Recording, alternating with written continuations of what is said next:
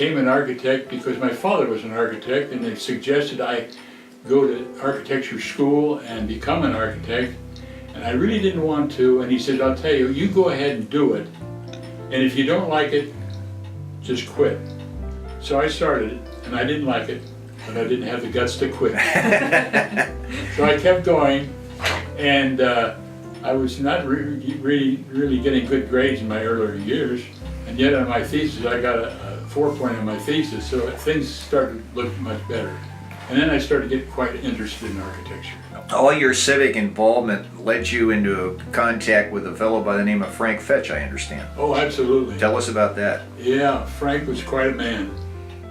Frank had been doing some house renovations in German Village before I met him, and he had bought this house on Mohawk and called me and said, would you want to come down and look at it and maybe get something you could work for me on it.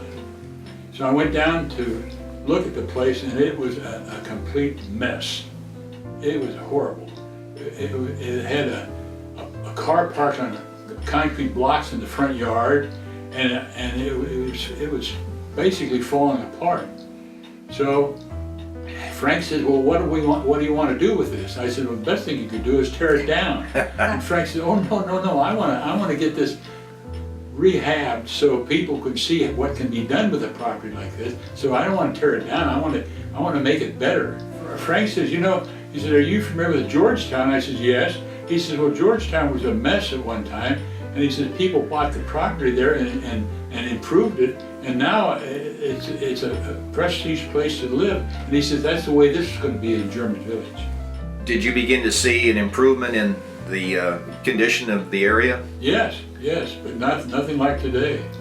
It did what Frank said. It would take off and be another Georgetown.